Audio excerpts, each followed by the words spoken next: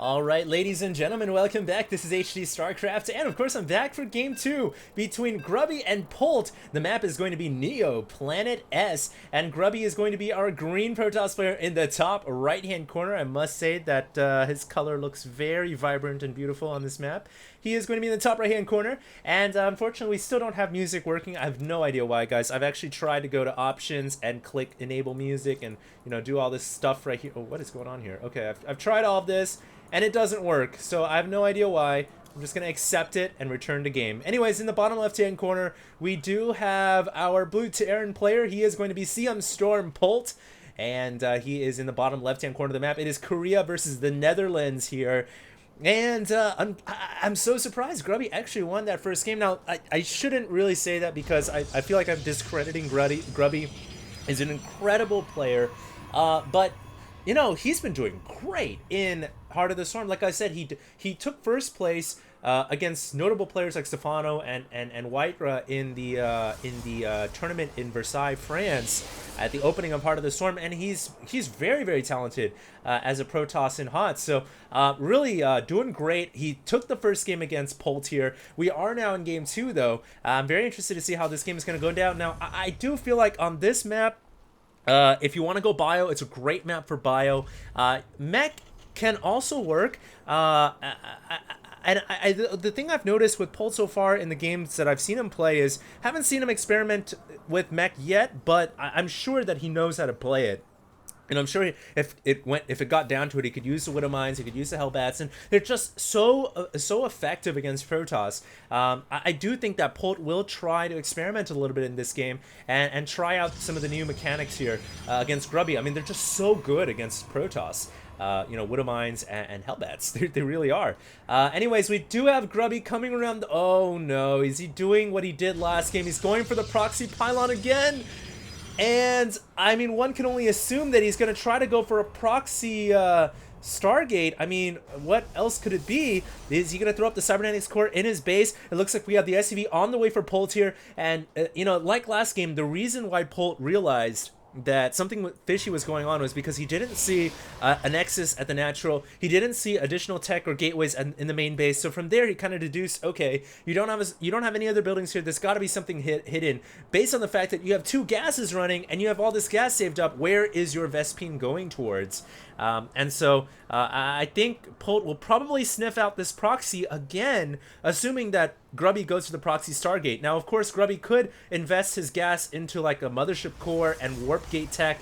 And that's the thing too, you know, as a Terran player, you can't always say, oh, you're proxying a Stargate or you're hiding all your gas, because hey, you know, you could be going for, you know, mothership core and whatnot, but sometimes it's pretty easy to tell when a Protoss is going for the core because the mothership core kind of lights up the Nexus in such a way that it's like, oh, what else could you be building there? And so Polt here has got to realize something's going on here, because we do have, in fact, the proxy Stargate on the way again. And this time around, it looks like Polt is not adding on a factory. He's just going to go for pure barracks. He's going to try to prevent, I guess, this Stargate by going for Marines. And here comes the Reaper once again, and he's going to go for the probe first, which is very smart, I might add. Shut down that probe, prevent a second pylon from coming up, and now go for the pylon.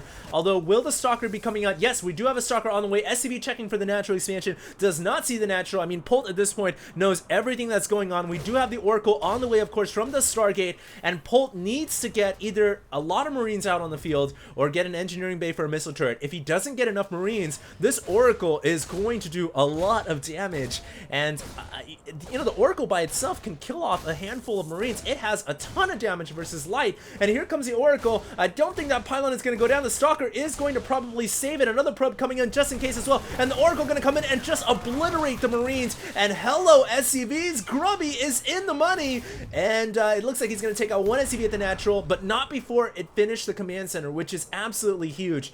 Had that command center been stopped, that would have been a big delay there for Polt, but Polt is going to throw down a bunker now, realizing that he is in a lot of trouble with the Stalker and the Oracle at the front door. This is a lot of potential damage. Another Oracle could be coming out as well for all he knows, although Grubby is not adding on a second Oracle, which is pretty surprising to me. It looks like instead he is going to go for an expansion. Rather than try to win the game outright, he's going to try to do a little bit of damage and then expand behind it, although I really feel like he should be adding in, you know, if he added in a second Oracle now, it could just be GG for Polt. and I'm not too sure, you know, why he's not. He should have enough gas to do so. He's got 350 gas right now, so not too sure what he's waiting for. In fact, there we go. Robotics Bay is coming out right now, so that's, I guess, what he was waiting for. And I'm surprised his Mothership Core isn't here on the offensive as well. He should be bringing every single unit he's got to try to be aggressive here and use a Mothership Core in case he needs a Mothership recall. Although, who am I to say what Grubby should do? He's actually just slaughtering Polt right now, taking out SCV after SCV, and he's cut down the SCV lead to only 21, under 29. He's got the edge, he's at the front door, and he is just applying so much pressure right now. Polt doesn't know what to do, and we don't even have a second Oracle coming out. I mean, this is all off of 1 Oracle and 3 Stalkers. The supply depot is on fire, it's gonna go down, and Polt is now under supply. He needs to construct more supply depots right now. He cannot produce any additional units. The only edge that Polt's got going for him is he does have this expansion down, although that just got canceled out because Grubby has his natural down as well too, and so both players have their expansion down. And I've got to say, with the opening that Grubby came out with, I definitely feel like Polt is on the back foot. You know, 51 to 44 supply, income showing that the Protoss has an 8 probe lead. The only thing I think that that Polt can do now, he's got to go to mech, and indeed he's going for a factory. He's going to try to go for a Widow Mine. And that's a great way to shut down oracles. Get a couple of mines in your base, and the oracles will not harass you anymore. You know, it's really that simple, because as soon as an oracle flies over a mine, it's done. You know, it gets taken out in one shot. And so we do have a mine coming out right now, but I've got to say the SCV, you know, the discrepancy here is pretty big. Just 9 minutes into this game, units lost right now, it's 1,002 to only 50. Grubby has lost, he's only lost a probe this game so far, and I think that was just a scouting probe. I mean, it has to be the scouting probe, the probe that was over here that was stuck between the Stargate and the pylon. Not even a scouting probe, it was just a proxy probe. Grubby hasn't lost anything this game at all, and he's continuing to take out worker. Oh, there goes the Oracle. I was gonna say he's gonna continue to take out more workers here, but finally Polt gets to breathe a sigh of relief, but not for long, because guess what? We've got a second Oracle on the way from Grubby. And, you know, at this point, Polt, you know, he's playing this kind of tight, passive turtle game, but I gotta say, as Terran, this is not how you win. You've got to get a medevac out there. You've got to take to the skies. This stim pack is just taking forever. I wonder if he accidentally canceled it or something, or maybe the tech lab was killed off. I'm not sure, but that stim is taking forever to finish, and Polt needs to get into his medevac and start dropping the Protoss player. That's how he's going to get back in this game. But this Oracle comes in, another Oracle comes in once again, takes out more SCVs, 29 under 48 now, and this is just, I mean, Polt doesn't know what to do.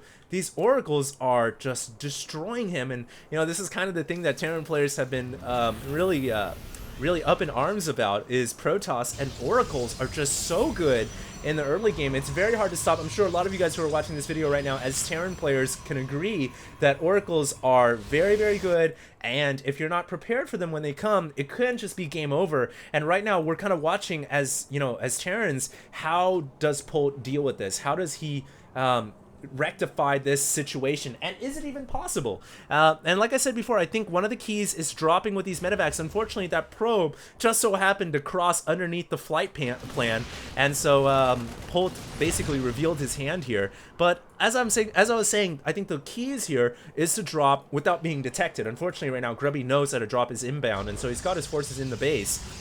So we'll see. Will Polt be able to overcome this this disadvantage he's at right now? 35 under 50.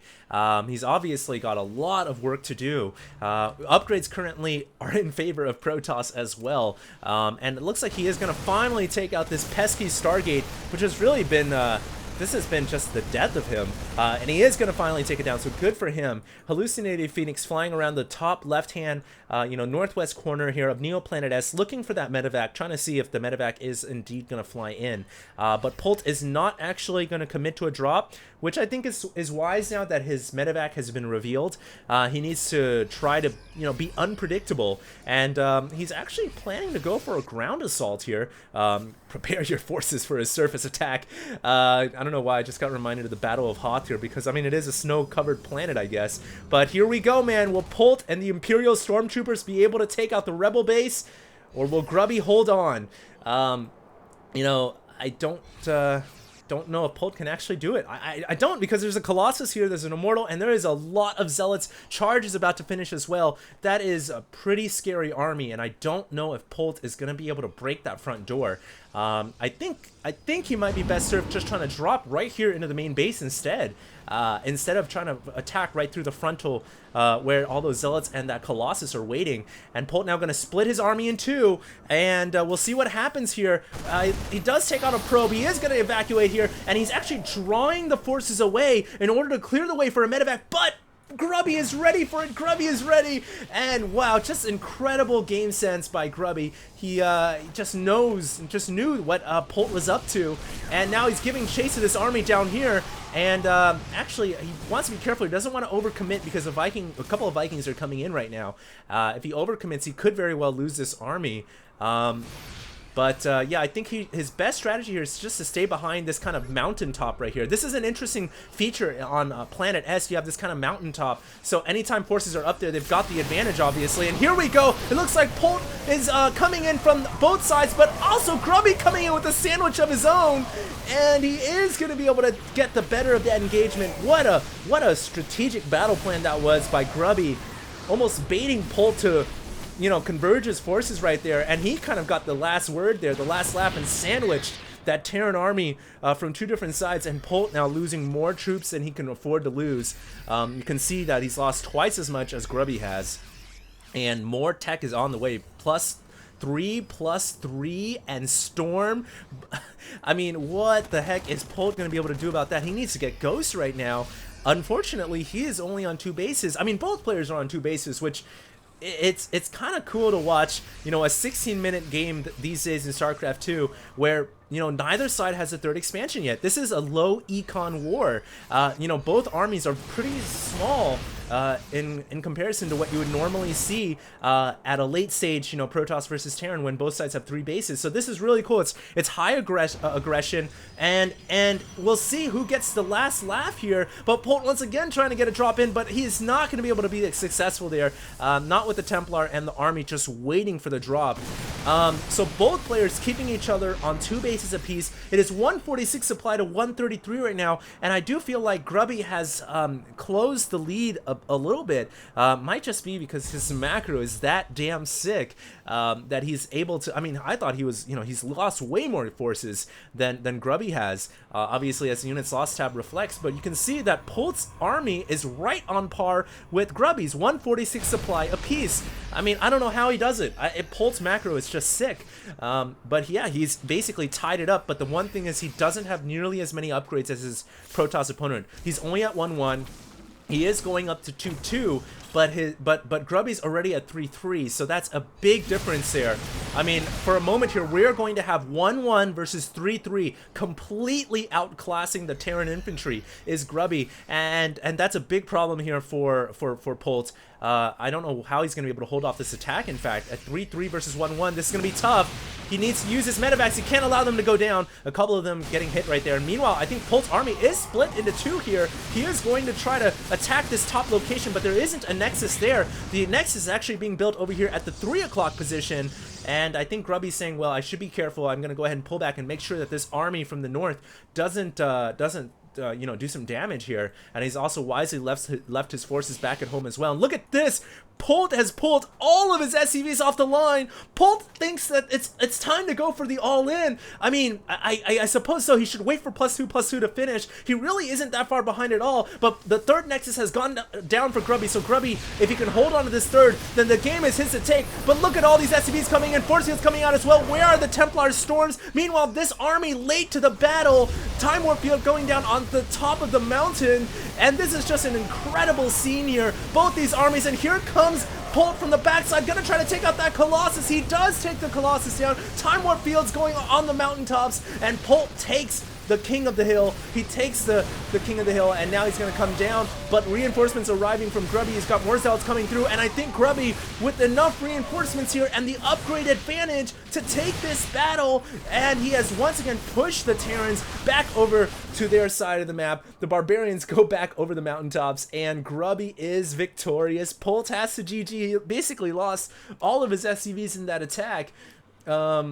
And what a hold by Grubby. Wow, that was really, really cool, that last fight right there. And I just love the feature on Neoplanet S, this mountain right here. Really cool if you can control it, and you can see how the battle kind of goes back and forth. But anyways, Grubby wins the series 2-0. I mean, I can't believe it. And Polt drops out of the series. So really, really sick set right there. I hope you guys enjoyed. I'll have another set for you guys hopefully by tomorrow. And I'll see you guys then. This is HD, and I'm signing out.